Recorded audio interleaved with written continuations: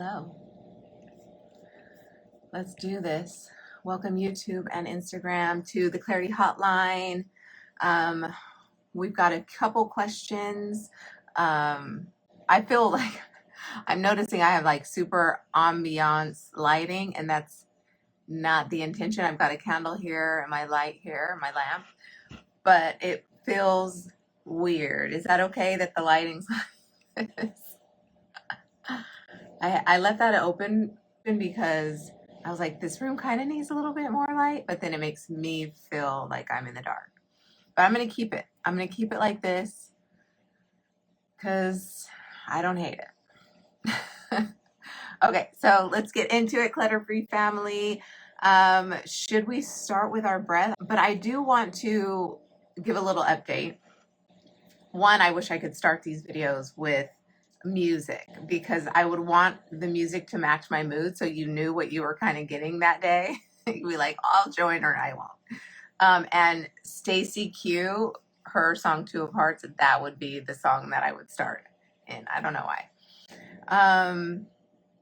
Just the beat. The beat is not the lyrics, the beat. But that would like match my mood. Like that's what I would get ready to today. I didn't, but you should play good music when you're getting ready, because I think it just really lifts you up and lightens the load, lightens your mood. And I do it so seldom. Like I don't do it enough. I want to play music while I'm getting ready, while I'm in the bathroom doing my morning routine. It's like I want to, but more times than not, I just want silence. But on the days that I actually like want to hear something, I should like make sure I do it. I think that is a little bit of self-care that I'm not allowing myself yet, and I want to. I know I'll get to that point. But yeah, I think just life for me right now is super heavy, like heavy-minded, busy-minded. It's like, and I think this leads me to my question that was asked to me. Let me go into the questions. I don't even know how many we're going to get through here, but we've got the question, how's your YouTube journey going? Maybe I start with that, Rachel, because I could lead into some of the things I want to say. But how's your YouTube journey going? Thank you for asking. I actually did a video on this and it'll come out next week. But it's a good question. It's a good question. And I go into it in that video, but I'll definitely answer your question here too. Let's see. I'm so burned out. What do I do because I can't continue like this? So good question about burnout. And then, do you believe in aliens? Oh, I thought that was really funny. I was like, I know this is like some Reddit spammer that's just like going around asking everybody this on their Q&A forum. But I will answer it if I can get around to it. Damien Yeaman. Okay. Yeah, it's all good. I think it's cool because I kind of do believe in aliens. Okay, so let's start with our breathing exercise to get centered and grounded. Big breath in, big breath out. If you want to look at something, look at a candle. Big breath in, big breath out. Do that as many times as it takes just to ground, center, come into the room, come into the space with me, and be here, be open to getting your own clarity. It's not just for the people asking questions. I think a lot of times we're getting answers to our own kind of internal unspoken questions when we hear the answers to other people's questions. And I think that's kind of this clarity work, right? So it's part of the clarity work.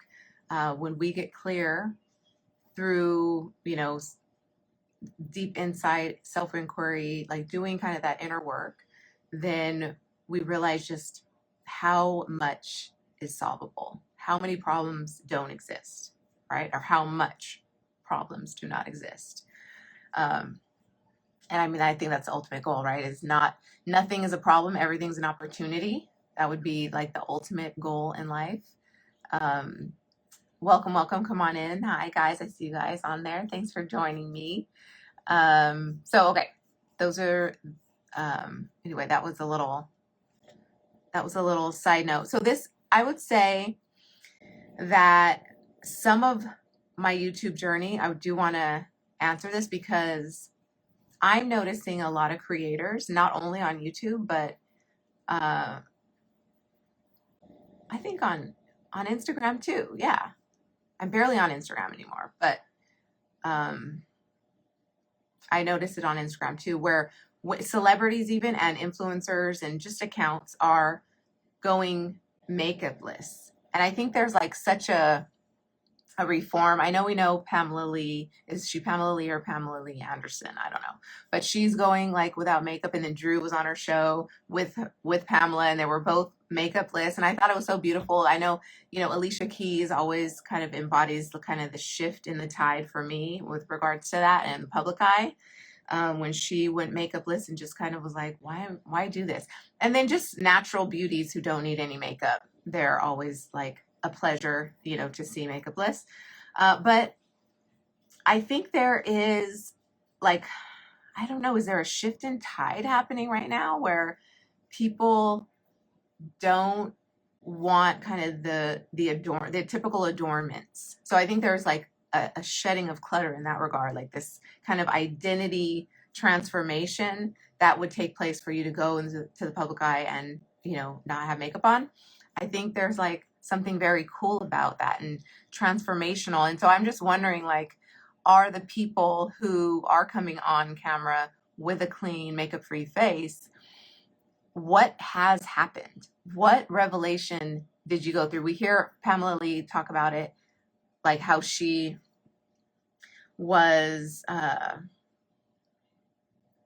think for a long time she felt typecast as an actor, and the big buxom blonde, that kind of Baywatch babe. She probably never could escape it, and she was still hiding behind it. And so there was like this shedding of these typecast characters in her life that she's played in real life and on camera, on screen. It's like she recognized that game she was playing. She didn't want to play it anymore. And it started with kind of like lifting this veil of like beauty, I guess. I don't know. Not to say she's not beautiful. I don't think that's really what she doesn't want that kind of compliment, is not her goal. It feels very real to see her explain why she's going makeup free. And yeah, I think there's like a metamorphosis happening for her. And I think there's a metamorphosis for all of us who transition in such a way like that, where we go into the public eye and we kind of we show up as we are, right after the identity shift. So I think we struggle with identity shift the longer we stay hiding behind the old self, right? We linger too often in our losses, right? What we're ready to shed, and we're not just cutting ties, breaking, what do they call it in investing? Cutting your losses. Yeah, like cutting your losses and then moving forward, right? With less clutter. And I do believe like a decluttering of your life has to do so much with like the law of attrition. Like what's drawn to you will be drawn to you like a magnet. What aligns will stay. What does not align will fall away. And the more we cling and hold and hoard on things that we know aren't fitting our life anymore, befitting of who we are, the more clutter just kind of clings, and we're weighed down by that old identity. And so that's what makes an identity crisis, right? That's what makes an identity shift a crisis for the person, because there's no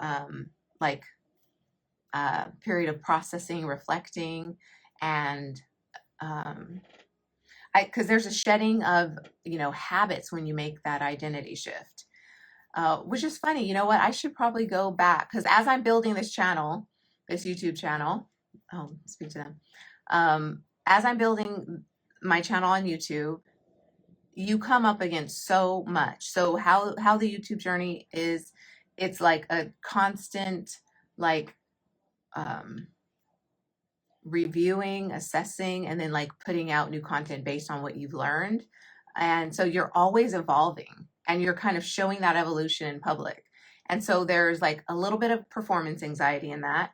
And then there's also just like a huge rush of adrenaline and purpose and joy, you know? So that is there too. And it's just like this play between those two parts of yourself and the recognition of that.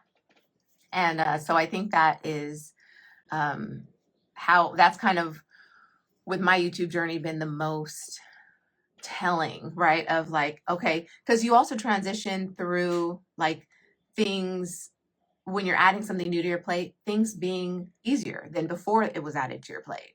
So then before you had the obligation to, you know, produce, edit, publish a video on and an upload onto your YouTube channel, before you had that obligation, that commitment to yourself, that promise that you made to yourself, things were easier, right? Because there was less burden of needing to like execute on a plan. But that doesn't mean it's wrong, right? Just because now you're kind of just taking on more weight. It's just like when you lift weights, you slowly add weight on, and before you know it, you're benching 350. Do people do that? I'm speaking to anybody who can bench 350. I know there's a lot of CrossFitters out there in the world who are constantly increasing what they can bench. So or lift. I think this is a cool sign of our times that I just wanted to kind of capture on on video, I guess. I think there's kind of this reckoning of, you know, social media and climbing out of the hole that social media has gotten us into, super fixated on beauty and perfection, hiding your flaws, highlight reels, and so anybody who's embracing the shift away from that, I think they're the first to be doing it. It's huge and it's coming. It's already been coming in so many ways, legislation, books about screens for kids and how it's damaging, and not to introduce social media till you're 16 years old, and the reasons why, depression, suicide, bullying, cyberbullying, it's just catfishing. I mean, it runs the gamut, right? What this is kind of like, okay, we're scraping the bottom of the barrel. Now we're going to start to see kind of people coming and rising from the other side, and then we'll have a new opportunity, some different version of social media. But I feel like we're at the precipice, it's at the beginning of that happening, right? The people like breaking free from the social media chains. And it's definitely coinciding with AI, which is interesting because you would think AI is drawing people to their screens more, how perfect look I can be. So I think, yeah, you'll get the people who still kind of have that self-consciousness using AI, and also just smart business owners who are using AI to bang out ads quickly. You know, it's kind of, and you know, what do they call them? Doubles of yourself, but they call it something else. Allura, where it's like you, but AI version of you, Allura. So many new terms, right? That you gotta understand. But that coinciding with that, this kind of awakening, I'm curious to see, right, the collision there, because yeah, you'll have people going the AI route in terms of beautification, and then you'll have people kind of rejecting that whole scene. And, you know, and so I think this kind of conflict, this ebb and flow of like conflict and mend, like the DNA strand, it's just like our makeup. It's just the way that the species persists. And anyway, I just thought, hey, take notice. Isn't it cool? Is it cool to you? So I tied in a little bit of Rachel's question, how's your YouTube journey going? And I actually wanted to pull up for you guys, because that question made me remember that what I did, and part of the YouTube journey is like reviewing and assessing and, you know, just kind of getting to know the best route forward. You're constantly like wondering, Well, and I think if you are aiming at getting 1% better, when at times that feels blurry, like what does 1% better look like? It's really anything that you think, intuitively think is the way to move forward, take another step, climb another stair. Like that is your 1%, because that was a mental shift in acknowledging, recognizing like, hey, if I see this, maybe other people are seeing it, and it's enough to work on it. Make a little change, touch a little thing, click a few buttons to have it look different next time. That's your 1% change. Easy in a nutshell. That's how you know. And my YouTube journey is just shift after shift after shift. I'm low in subscribers, but it's still, and low on views, I'm sure. But I think relatively speaking, I feel good about like views, because what it is data. What it is like trend for me. It clearly identifies like my winning videos from my lesser performing videos, and on the lesser performing videos, I try a new title. Like I go back and maybe try to see if a title will work a little bit better to like shake the algorithm up and like bring me up to the top again, and see, was it the content or was it the title? And so there's constantly those kinds of things. And so my interest is, and this is a little precursor to the video that drops next week on YouTube, is I don't want to fuss around with thumbnails and thumbnail copy, because I know, and that's going to be the number one thing any YouTuber tells you to do if they're helping you grow your channel. Thumbnails and thumbnails and titles. And so, you do your best. You take a stab at it. You can use some AI tools to generate kind of like the best SEO rich title. Well, you also want to factor in that there's an overarching topic to that video, right? It's not gonna, it's a classy, cool, sexy, cool thumbnail, but does that mean you're attracting, if this were to go viral, the right audience for you? And so for me, I can focus on topic. I'm not going to focus on fussing around, making my 1% in the thumbnail arena. My focus is topics. 1% better on my topics and reaching my audience. That is what I'm about on there right now. So in terms of that, I think it's going well, because I'm enjoying like when I know a topic is hitting strong, then I can like break it up into smaller chunks of information, and that gives me more video options, right? It helps me with the depth of my breadth in that topic, and that makes me searchable, long tail, SEO rich, and that kind of thing. And I think that's the trick. That is the tipping point, in my personal opinion. Seeing what I've seen, my channel is under a year old in terms of purposed content. Like I upload to YouTube. I'm not repurposing onto YouTube. My channel is old, but it's under a year old when it comes to like me reviving it. And so I don't know if that's like a hindrance, and maybe the gurus will tell me and comment and let me know if that is a hindrance. Right now, I'm fine with this learning curve. I don't believe I need a brand new channel. I've heard somebody kind of dismiss that idea before, so it was enough to just confirm in my mind to keep going on this same channel. So I was fine with that, doing that. Posting just weekly and being consistent on this, I'm enjoying the topic refinement. So making sure that my topic is speaking to the moms who want to build a dream business, who don't have time to do stuff that doesn't matter. And so what does matter for that person and her business? Because, we want to be with our kids, but then we also want a thriving business. So it's kind of like right now, when your priority focus is spending as much time as you can with your kids, maybe school schedules aren't fixed, or they're short because it's preschool or earlier or things like that.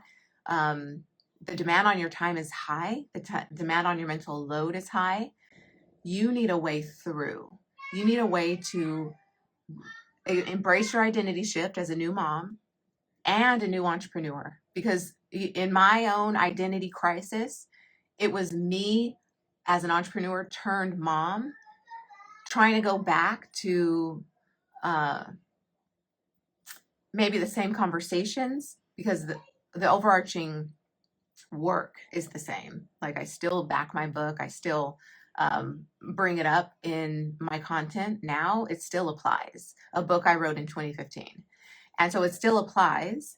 And that is how I know like my through line is strong. I'm always checking in with myself. Is this right for me? Yes. Okay. Yes. And then it always leads me to my next big win, you know, my next speaking engagement, my next high coaching client, my high ticket coaching client, my next retreat, or, you know, whatever.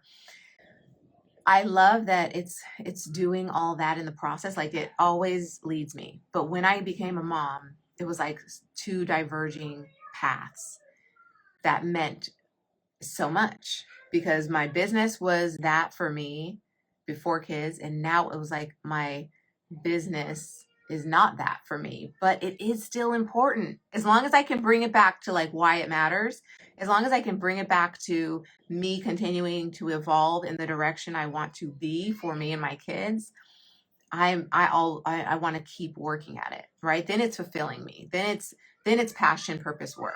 And that's what I want to be doing.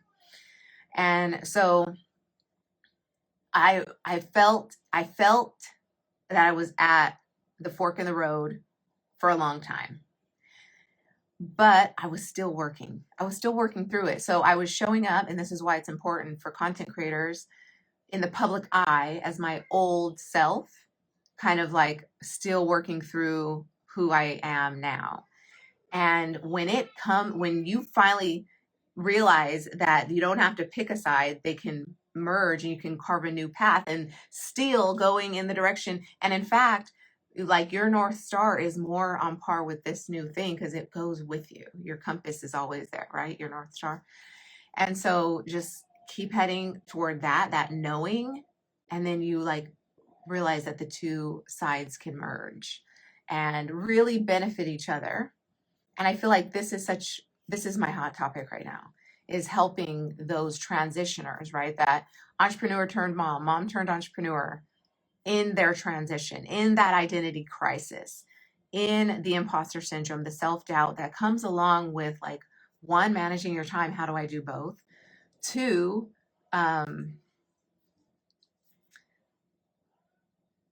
loving on both versions of yourself, the ones away from your kids and the ones with your kids, those moments, making them both special and important. That is what happens like with the merging. Anywho, I'll be honest, I get sidetracked. So I'm trying to look at comments and see if I have a comment to answer. And my son, oh, there's no sound.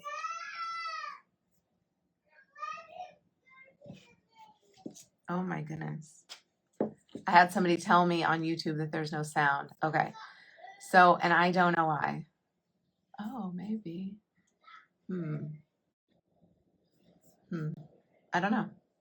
So I'll have to merge. So that's what's getting me distracted off my train of thought. I need to only like look at the comments, even though I should have got to this one sooner.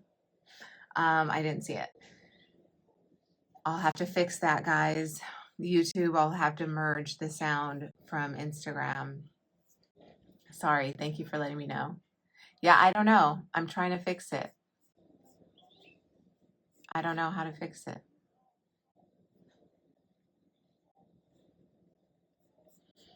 So I'm just gonna join. I'm gonna join my hi Tobias. Am I reading that right? I'm gonna fix the sound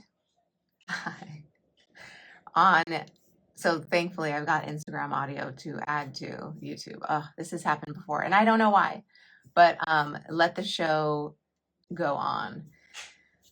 Sorry if can I chat and let people know? Yeah, sound is off. No.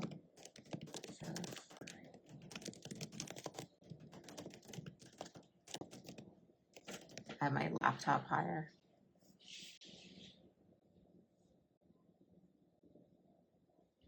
Okay, I did. Thank you.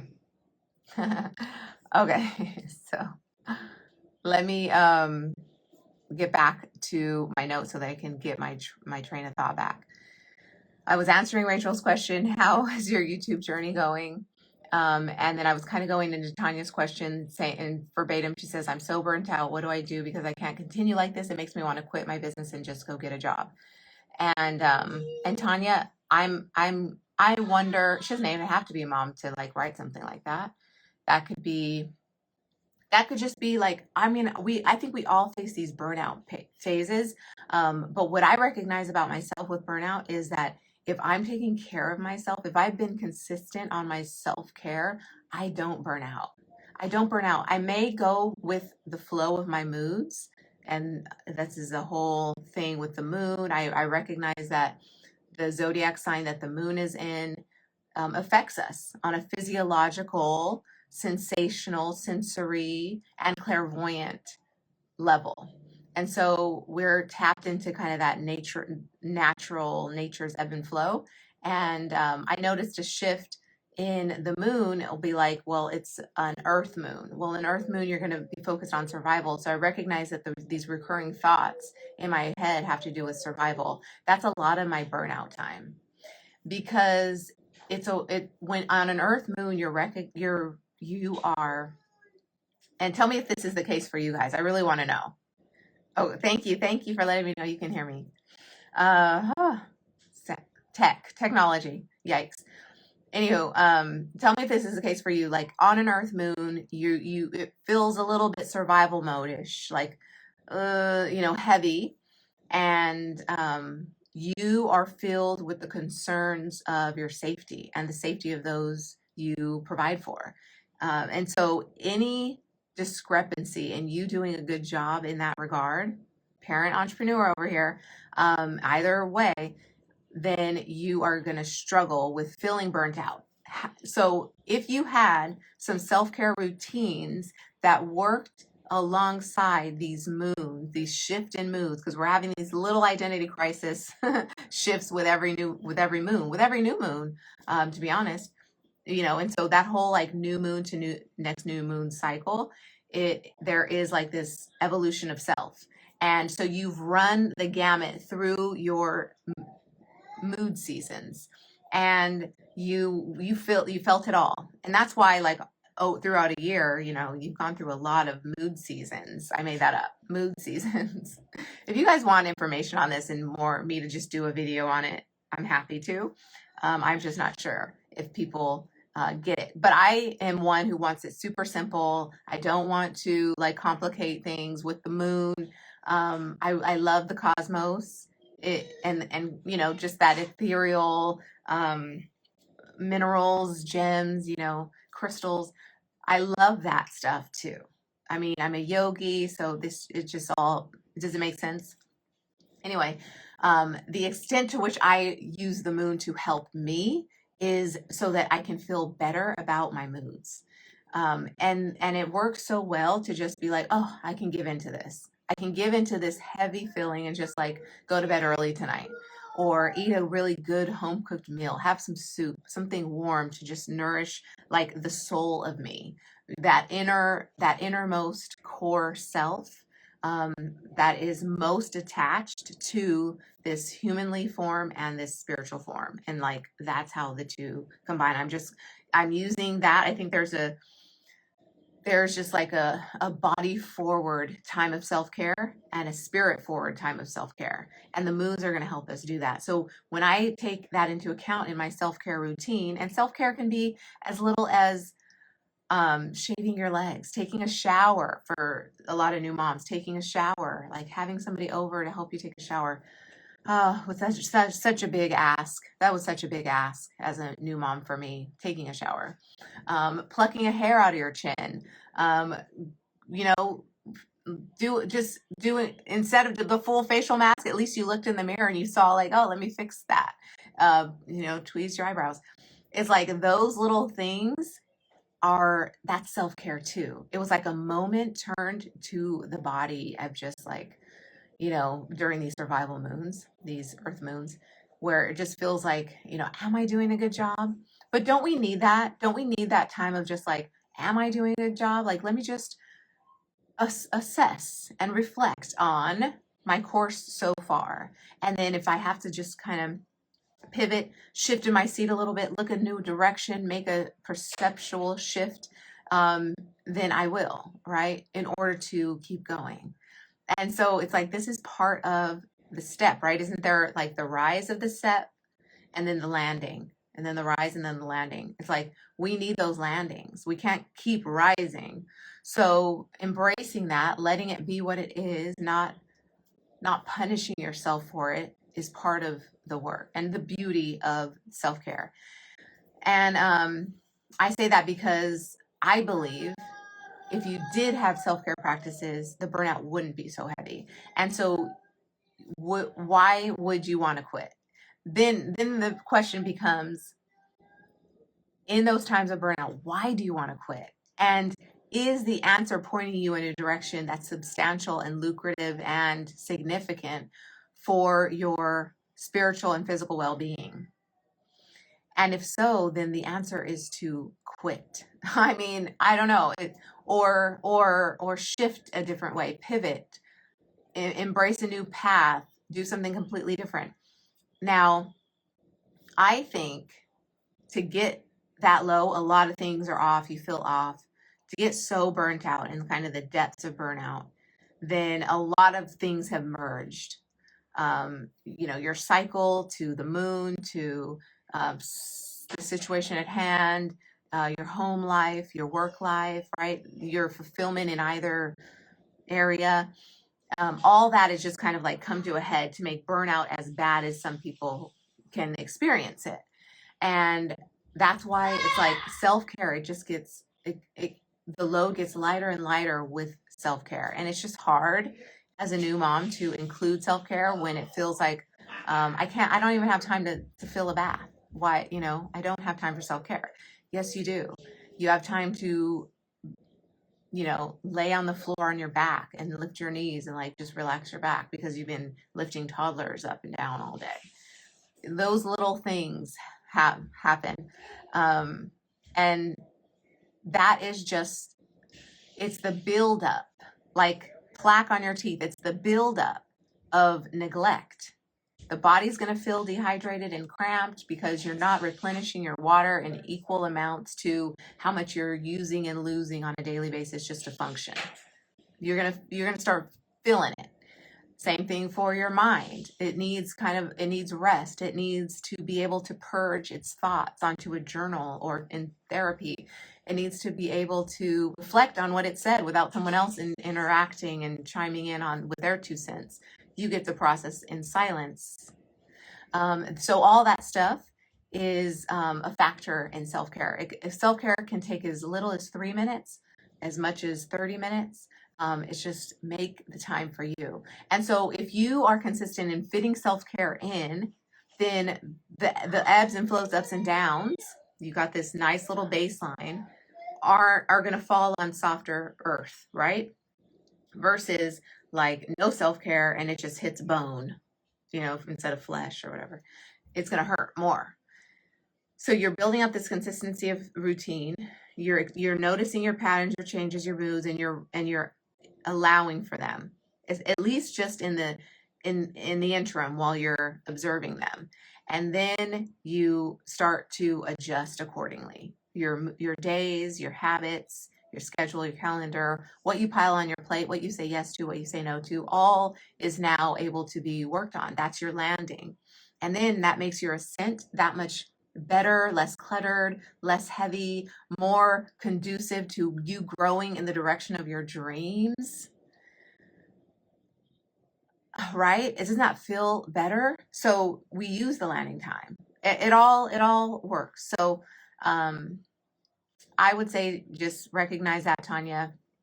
DM me if you have more questions on that. I feel like that just opened up a can of worms for you. But what I want to get back to, am I going to have time for Damien Yeaman's question about believing in aliens? Because what I did want to tie into some of what this question about your YouTube journey is a question that in my assessment, I'm in my landing at this point that I did this. a little exercise of like, okay, here's my channel so far. What am I doing? How am I going to grow it or whatever? What's the best topics my audience is asking right now, knowing what you know about me so far, there is a specific prompt that I use that I pulled from another YouTuber, I think, and I put that in, and it just kind of like said, oh, here's how. Yeah, I actually think it might have been Callaway. It might. And so I took this chat GPT thing, I put it in, and it kind of spits out like, based on performance and views and comments and content, transcript, then you are really speaking this. And so from that, it doesn't even have to, just kind of gives you this little overview. And then from that, you say, well, if I were to be interviewed on these topics, what are questions that would surround kind of these hotter topics on my channel? So this is the good stuff, because it's asking you the questions now. So you're asking it to just play interviewer and interview me about my topic. And so you get to you get to showcase your experience and answer a question that really pierces your soul, in terms of like, I've gone through this myself and now I can help others. And I've seen it work, right? You've got testimonials, reviews, proof that it didn't just work for you. You can showcase all this stuff when ChatGPT is asking you these questions. And so anyway, that's what it's good for. You are able to kind of just do a little deep dive into, is this question, does it feel authentic to how I want to be seen? Is it something I don't mind entering into more conversations about? It also helps you flesh out if this question were to pop up. You're quicker with it. And it might inform like your next video, right? Because you're like, oh man, this was fire. This felt good for where my people are right now. I wanted to talk to them about this. I think that is why I like this little prompt. So anyway, the question came up and we led into the hotline talking about identity shift. And it's so true for a mom, somebody graduating from college, entering the working world. There's like these little pockets of life, midlife, when you first realize you're getting old, right? Maybe it's holding your grandkid and you're like, oh man, yeah, okay, that's where I am. I'm a grandma. Things like that. Like maybe there's like all these little shifts along the way and there's more. But anyway, motherhood is a big one. So becoming a mother, whether you are, on maternity leave from just a corporate job, a 9 to 5, then you've got to kind of transition knowing that this life is now leaning on your every move, depending on you, that you take every breath to the best of your ability for its survival. That is now like what you have to take with you back to the 9 to 5. Versus like you have a business, you're transitioning as a mom, you want to spend more time. Maybe your business is a little bit too cumbersome and clunky that you don't have the time. You've built yourself a job. Like you are chained to the desk and you can't be with baby. Some people like that. Some people, want the separation. Some moms don't. Some parents don't. Some parents want to break up their day more and have the freedom and flexibility to go in and be with baby, or only have a half day of daycare and the rest of the day with baby. Well, that gives you only those times when your attention can fully get absorbed into the work, the task that you need to complete that day. That is a mental shift. And so that is also going into like the life of an entrepreneur. So this feels like a jumbled way of saying motherhood into entrepreneurship is a big shift. And that was question number 3 on ChatGPT when I said interview me. And this is what it wrote. So motherhood changes I didn't write any notes on this. But anyway, the question is, motherhood changes everything. What was the hardest identity shift you had to navigate when you went from being just a mom to a mom and entrepreneur? Let me say that again. feel like I messed that up. Motherhood changes everything. What was the hardest identity shift you had to navigate when you went from being just a mom to mom and entrepreneur? Yeah, because I will say, like, there was a time where, especially when the baby's first born, nothing else matters. You are tunnel vision. It's just this baby. And you give yourself that time to just be a mom, regardless of what you were before. So there's that identity shift of mom and then moving into mom and entrepreneur. So I would say that's a banger question. But I also think that there's like this old self that we go back to that was not just a mom. So it's almost like the shift is mom or entrepreneur to new mom to mom and entrepreneur. That's the real shift. Or, 9 to 5er to mom to I don't want to go back to work. I want to be home. How can I make money from home, work from home? Show me all the options. And all those shifts are happening for everyone all over the world when kind of they take on this new role of motherhood. And so I thought that was a really good question, and it kind of led us into some of what I'm seeing. And I want to know if this is showing up on your feed too, this like the makeup list thing, or if that's just because I'm clicking on them and it's just showing me more, or if it's in fact like a thing that's happening and you guys are noticing, media is noticing and spitting out kind of that kind of content. I'm curious if it's just me, because there is something to that. But I would say, so if I were to answer this question, let's get into it right here live. Hi guys, thanks for joining. Let's get into it. This shift of mom to mom and entrepreneur. What was the biggest shift I had to navigate when that happened? I would say for sure, schedule. I mean, hands down, it's what led me to like my first product after I became a mom for my audience, how to just make time for yourself again, come back into your own day, your own schedule, your own rhythm, because you're not really wanting to just lay in bed all day and nurse and rest and nurse and rest and eat and get water and that kind of thing. That ends pretty quickly. I think for a lot of us modern moms, that ends pretty quickly, and we're back to kind of thinking like, well, what can I do for my family to provide for them? Is beyond just breast milk, and keeping myself eating something. That is like, there's the time you need to be with those thoughts, study up on how to be a mom. What does this baby need? And if I can't imagine if your baby's colicky, like the amount of noise in your life that you need to make time away from is a factor. Like you need no stimulation, time with zero stimulation, because you are overstimulated, overloaded on a daily basis as this mom who's getting no sleep. I would say that was the biggest shift, is just like, whoa, the time suck of everything. Whereas before I was an entrepreneur, just able to kind of like jive and hustle and move in and out of things and do things and pick up, say yes to whatever I wanted to, whatever felt good. Yeah. Fly to Florida. Absolutely.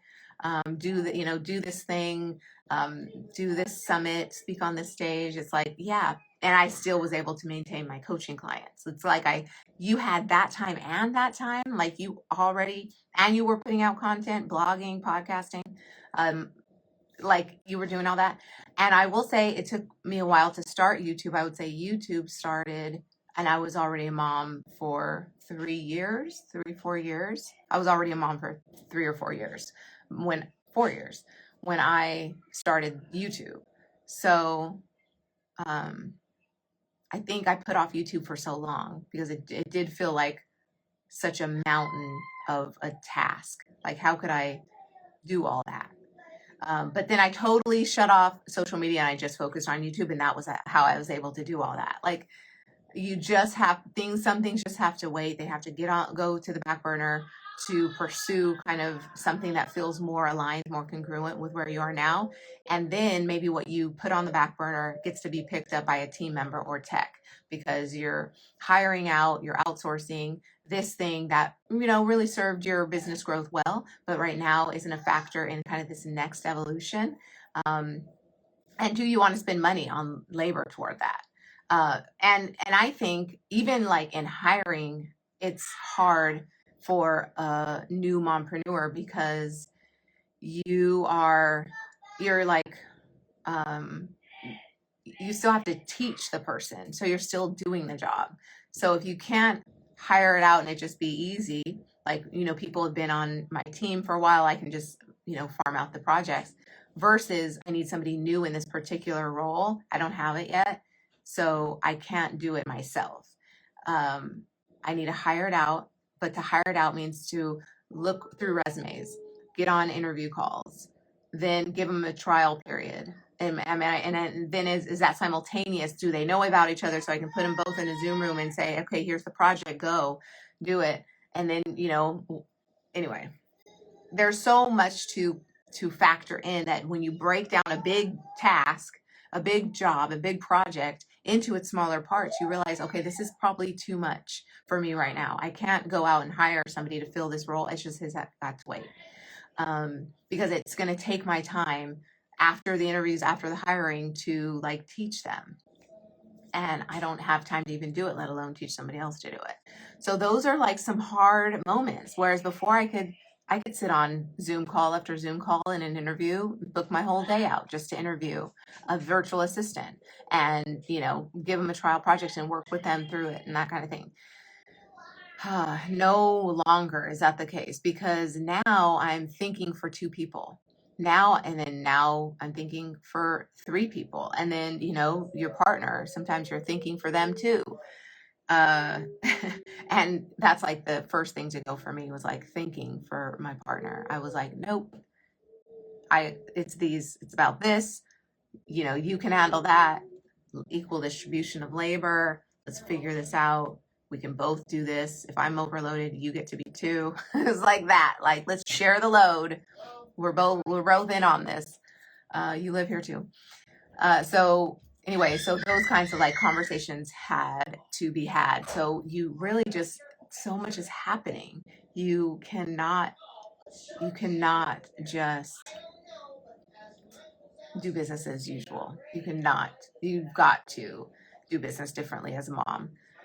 Okay, so that's a long-winded long-winded answer to that question. But ultimately, was there, because it's giving me a couple little cues, was there a mindset pivot? And what's the differentiator? What's the emotional truth about the transition, the identity shift? And share a story, which I did. But okay, so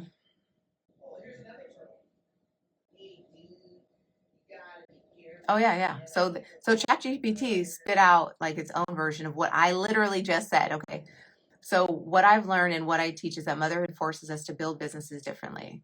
We're not less committed. We're just smarter, more efficient, and more intentional. Bravo, hand clap, because that's right on. I mean, I know it's pulling from my YouTube channel, but I like how it kind of just summed all that up. So let's say that again. What I've learned and what I teach is that motherhood focuses us to build business differently. Mothers have to build businesses differently to accommodate our equal load, right? We've got this passion, this purpose, and we've got this precious, precious human that we will do anything for. You've got to balance business and babies, right?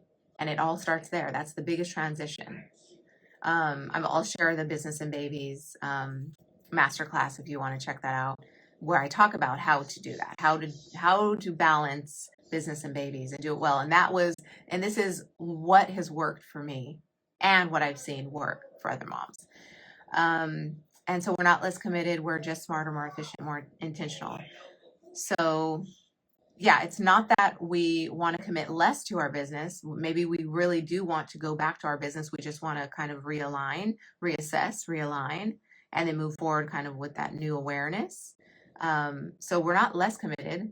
we're just maybe now overcommitted and have to pull back on some things, some commitments, reassess, and then start to like book ourselves out accordingly from there. And that does involve getting more intentional. Get intentional and have that just be your, like, the scrub of your thoughts. Come against this thought of like, is this intentional? Is this feel aligned, congruent with what I intend for this moment, my best self coming forward in this moment, how I can serve my audience, how I can serve my family, like just being intentional, grounding to that truth of what you see for yourself and what you want your family to have, right? And then so we get smarter, we get more efficient.